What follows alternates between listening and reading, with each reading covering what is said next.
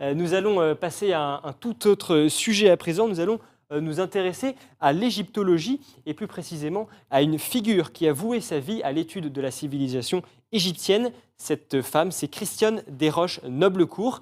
Certains disent même que c'est elle qui a fait de Toutankhamon une star. Vous allez comprendre pourquoi.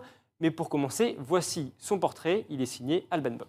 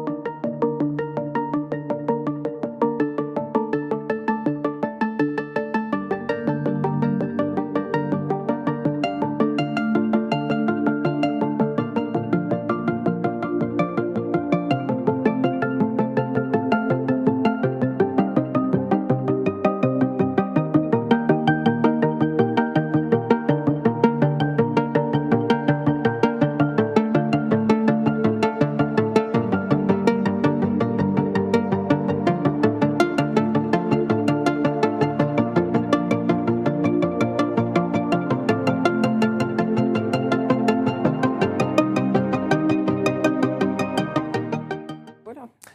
Bonsoir Claudine Le Tourneur-Dizon. Bonsoir. Merci beaucoup d'être avec nous. Vous êtes journaliste, écrivain, réalisatrice. Vous avez écrit de nombreux ouvrages, certains sur l'Égypte. L'Égypte, c'est une passion pour vous, une passion que vous partagez avec Christiane Desroches-Noblecourt. Vous lui consacrez votre dernier ouvrage, une biographie, La reine de l'égyptologie. C'est publié aux éditions Thaïlandie. On voit l'affiche juste derrière nous à l'écran, préfacée par Jacques Lang, l'ancien ministre de la Culture.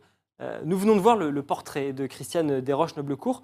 On va revenir sur son parcours pour ceux qui ne la connaissent pas bien. D'abord, pour elle, l'égyptologie, c'est une passion qu'il a prise dès son plus jeune âge.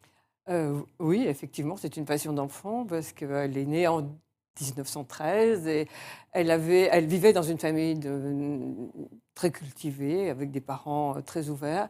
Et elle avait un grand-père aussi qui l'emmenait régulièrement au Louvre. Et donc, elle a découvert le département d'égyptologie à ce moment-là. Et c'est vrai qu'elle s'est vraiment fixée sur les objets, enfin, toute petite fille de 6-7 ans. Et puis ensuite, quand elle a eu 10 ans, eh bien, ça a été la découverte de la tombe de Toutankhamon en 1922. Et son père recevait l'illustration. Et à l'époque, l'illustration qui était un peu Paris Match de l'époque, il y avait beaucoup de photos de la découverte de la tombe. Et elle s'est prise vraiment encore plus de passion pour l'Égypte et a voulu absolument faire des études d'égyptologie, ce qui à l'époque n'était absolument pas évident. Hein. C'était un milieu complètement... Très masculin. Déjà très masculin et en plus extrêmement intimiste. Très peu de gens se lançaient dans l'égyptologie et c'était effectivement un monde de savants, d'historiens qui gardaient ce précaré pour eux. Et une jeune fille voulant rentrer dans cet univers-là, c'était pas du tout évident. Et pour cela, elle a gravi les échelons. En tout cas, elle a passé beaucoup de diplômes. La Sorbonne, l'école du Louvre, l'école pratique des hautes études, le Collège de France. Ouais. Et puis, à 25 ans, elle est envoyée au Caire. Alors, effectivement, elle est envoyée, parce que quand on fait ses études à l'école du Louvre en particulier, enfin, quand on fait toutes les études qu'elle a faites en égyptologie dans les différentes écoles, on doit passer par l'Institut français d'archéologie orientale au Caire, où les élèves doivent passer à peu près 3 ans pour pouvoir fouiller, parce qu'il ne suffit pas de connaître l'histoire, les bases, et il faut aussi être capable d'être sur le terrain et d'apprendre à fouiller. Donc là, pour elle, eh bien, ça se passe très mal. Pourquoi ? Ça se passe très mal. Autant, pendant toutes ses études, elle a été adoubée par ses professeurs qui étaient des grands scientifiques, des grands savants, qui étaient des grands humanistes, et donc qui l'ont choyée, qui l'ont poussée, qui l'ont aidée. Et quand elle se retrouve à l'Institut français d'archéologie orientale au Caire, elle se retrouve avec d'autres élèves, qui refusent absolument qu'une femme vienne perturber leur vie de célibataire, étudiant, et ils ne veulent pas d'une jupe parmi eux. Et là, ils sont vraiment virulents.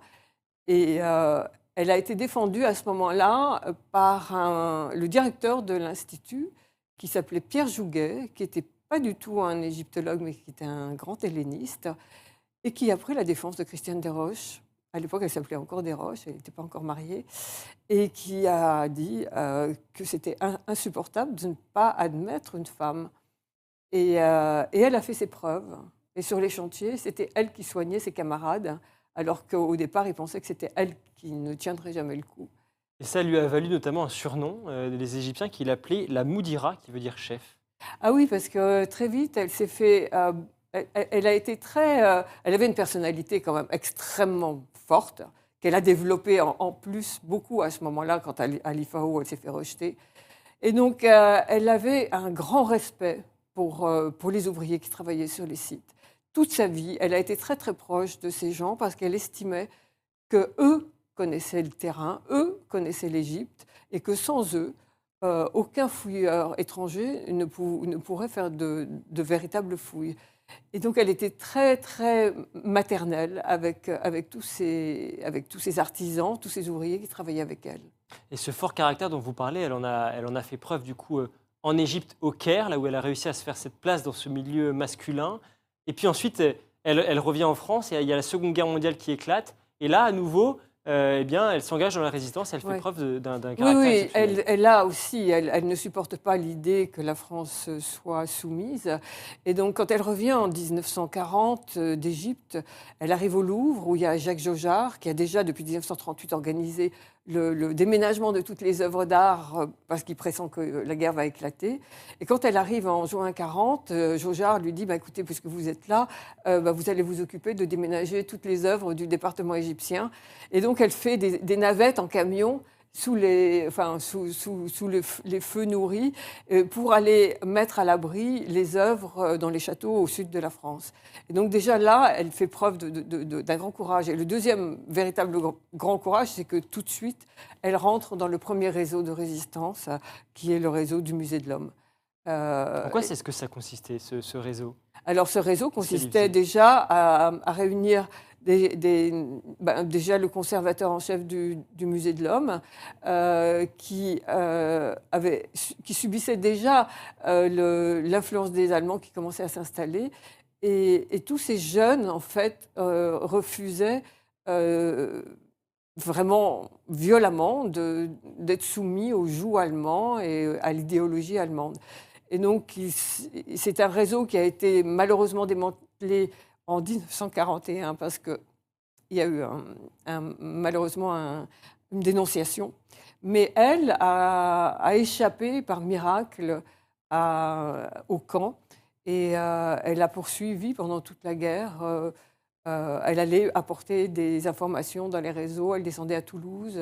Et donc, c'était une femme qui n'avait, je dirais, peur de rien, en fait, et qui était très costaud dans sa façon de lutter. Et elle en a fait preuve après pour le restant de sa vie, et en particulier quand elle a lutté pour la sauvegarde des temples de Nubie. Justement, ces temples de Nubie, déjà, qu'est-ce que c'est?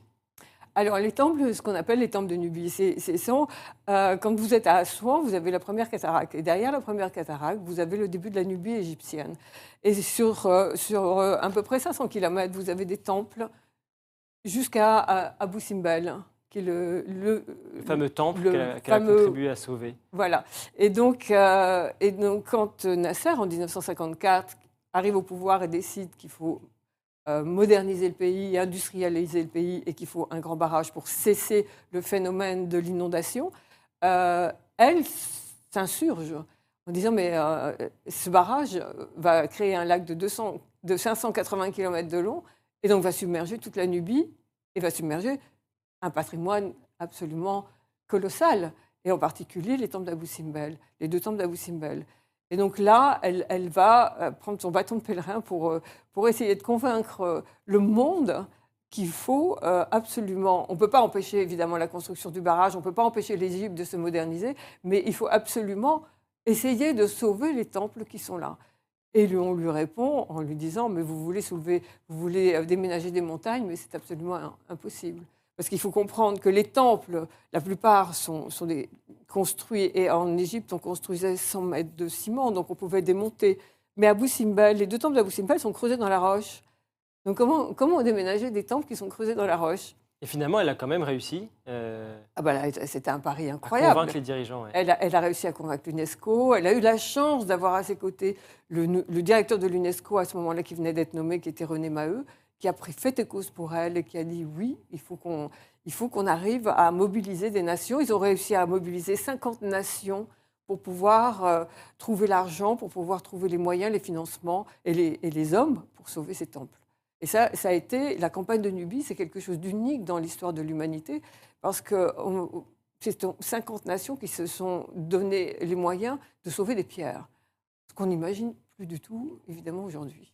Lui a valu une grande reconnaissance qui perdure encore oui, aujourd'hui. Bien sûr, mais c'est elle, bien sûr. On lui doit d'avoir aujourd'hui Abou Simbel et tous les temples qui ont été répartis un peu partout, ceux qui ont été déménagés et puis ceux qui ont été offerts aux différents pays pour les remercier de cette contribution. Oui. L'une des autres grandes marques qu'elle a laissées dans l'histoire, c'est bien sûr cette exposition sur Toutankhamon. Une exposition qui a attiré 1,24 million de visiteurs en 1967 à Paris. Ça aussi, c'est une grande réussite. Alors ça, c'était une grande réussite, mais c'était aussi et avant tout une réussite politique. Parce qu'elle était à la fois une scientifique, une historienne, une égyptologue, mais elle était aussi une grande diplomate et une grande politique. Elle cumulait les fonctions. Et en fait, ce qui s'est passé à ce moment-là, il y avait eu en 1956 la crise de Suez et rupture des relations diplomatiques entre la France et l'Égypte. Et De Gaulle, qui arrive au pouvoir en 1958, veut à ce moment-là essayer de rétablir les relations de la France avec les pays arabes, et en particulier avec l'Égypte. Et donc, l'idée de cette grande exposition, le trésor de Toutankhamon, n'est jamais sorti d'Égypte depuis 1922. Et donc, ça, c'est un pari incroyable. Et d'autre part, l'idée, c'est aussi, par ce biais, et Malraux intervient beaucoup dans ce projet, c'est de ressouder les liens entre la France et l'Égypte, et ressouder les liens diplomatiques, et de faire se rencontrer De Gaulle et Nasser. Et malheureusement, les 2 hommes n'y parviendront pas, puisqu'ils vont mourir tous les 2 en 1970, l'un en septembre et l'autre en novembre. En tout cas, cette Mais exposition... en même temps, l'exposition a été un succès colossal, ce qui était totalement imprévu pour la plupart des égyptologues, puisque à l'époque, l'Égypte était encore quand même... on n'allait pas passer ses vacances en Égypte, on n'allait pas visiter... C'est inconnu. C'était inconnu, c'était quand même le début des congés payés. Enfin bon, et elle a ouvert ce pays, et elle a ouvert cette civilisation, et son objectif, depuis qu'elle était égyptologue, c'était vraiment de faire connaître, de partager sa passion pour cette civilisation qu'elle estimait être la mère des civilisations. Et donc, elle voulait absolument que cet univers soit connu. Et elle a fait effectivement beaucoup, beaucoup. Si l'Égypte est devenue très popularisée et très populaire, c'est grâce en grande partie à elle, grâce à ses conférences. C'était une merveilleuse conférencière. Elle a publié beaucoup de livres. Dans le monde entier. Voilà. Oui, elle était vraiment une grande personnalité. Et elle a été imitée parce que sur Toutankhamon, pardon, il y a une autre exposition qui a été organisée en 2019 qui a battu en termes de nombre de visites celle de 1967, 1,3 million de visiteurs. Qu'est-ce qui fascine autant chez cet homme? Ah ben, eh bien, parce que c'est la seule tombe royale qui a été découverte quasi intacte. Et pourtant, c'était un petit roitelet qui est mort à l'âge de à peu près 17-20 ans, donc il n'a pas vraiment beaucoup régné, qui n'a pas fait grand-chose. Mais le fait qu'on ait trouvé cette tombe avec tout ce trésor, il y a plus de 5000 objets qui sont sortis de la tombe de Toutankhamon, et des objets absolument fabuleux, dont le masque d'or. Mais pour revenir à l'exposition de 2019, ils n'ont pas eu le masque d'or, alors que Desroches-Noblecourt l'avait eu... En 1967. Ouais. Un autre homme très connu, Ramsès II, elle a organisé lui aussi une exposition sur lui, et elle lui a même consacré une biographie. Absolument, oui, parce qu'elle estimait qu'il fallait... après le succès de l'exposition Toutankhamon, elle estime qu'il faut aussi Là, par exemple, autant Toutankhamon a régné quasiment très peu d'années, autant Ramsès II a régné 67 ans. Donc, c'est celui qui a régné le plus longtemps. Et il a fait énormément pour l'Égypte. Il a construit énormément. Et donc, elle voulait le remettre aussi à l'honneur et montrer qu'à travers un pharaon de la 19e dynastie, du Nouvel Empire, en fait, c'était les périodes les plus fastes et les plus grandioses de l'Égypte, et elle tenait beaucoup à le faire découvrir au public français. Quel héritage est-ce qu'elle laisse au monde de l'égyptologie? Alors, on dit aujourd'hui, finalement, que elle s'est fait vraiment connaître grâce à la campagne de Nubie, parce qu'elle y a consacré 20 ans de sa vie. Mais elle a fait aussi beaucoup pour le Louvre, quand même. Elle a été conservateur en chef du département égyptien pendant des années. Elle a vraiment modernisé le département. Elle a fait beaucoup d'acquisitions. Elle l'a beaucoup enrichi. Elle s'est dévouée corps et âme pour l'Égypte. Et donc, aujourd'hui, son souvenir, c'est flétri en France, malheureusement. Mais il est encore toujours très, très vivace en Égypte. Plus de 10 ans après sa mort en 2011. Merci beaucoup Claudine Le Tourneur-Dizon. Merci à vous. Votre ouvrage pour prolonger notre conversation, que je recommande, Christiane Desroches-Noblecourt, la reine de l'égyptologie, c'est publié aux éditions Taillandier. On vous met l'affiche juste derrière. Merci beaucoup Merci à vous. venu sur le plateau de Point de Vue. Et merci à vous, chers internautes. Point de Vue, c'est terminé pour ce soir, mais je vous donne bien sûr rendez-vous demain à 18 h. Ce sera Guillaume de Monjou qui présentera cette émission. Bonne soirée à tous, à demain.